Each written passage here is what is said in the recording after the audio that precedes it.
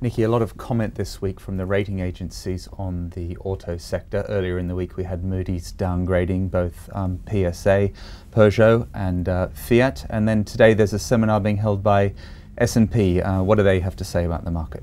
Well, it was all very, very gloomy. In terms of Western Europe, the sort of expectation is that it's 10 years before the market in sales terms climbs back to the sort of level it was running at through most of from 2000 to 2008, which was sort of 15 million, 16 million plus units a year.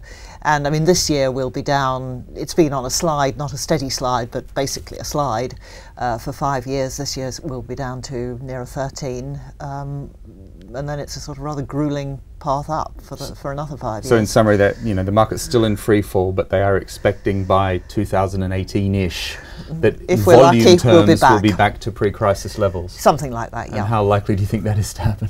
Well, I think it obviously depends heavily on growth. There's obvious correlation between car sales and GDP.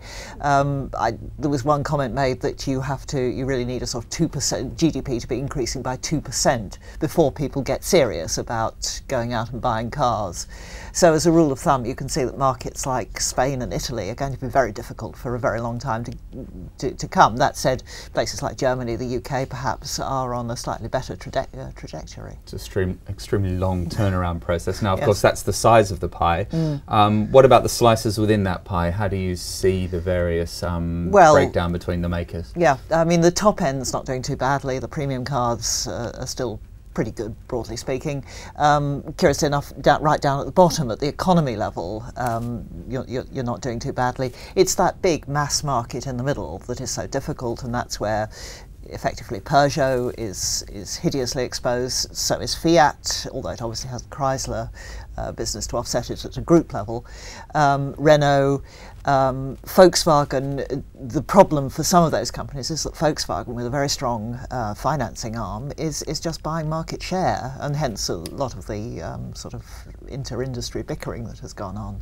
And of course, top line doesn't equate to profits, and we all know that there's horrendous overcapacity still in Europe. Over that time period, what scope do you think there is of taking capacity out of the market and returning to selling these things at a profit? Well, the overcapacity is put at something like 30, 35%, 40%, perhaps as much as that in Europe at the moment, in that volume business. The seminar itself was rather unencouraging. I think everyone knows that it's either a political solution.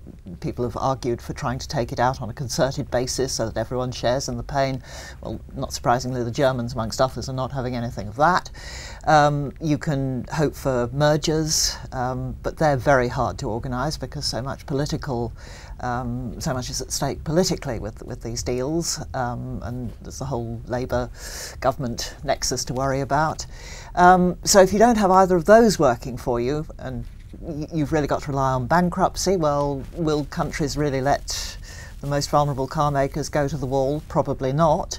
And if you don't get any of those, you're down to individual companies making the decisions, and of course it's last man standing. And that last man looks to be VW at the moment, but it's still pretty brutal this year. Hopefully a turnaround next year. Let's wait and see. Thank you very much, Nikki.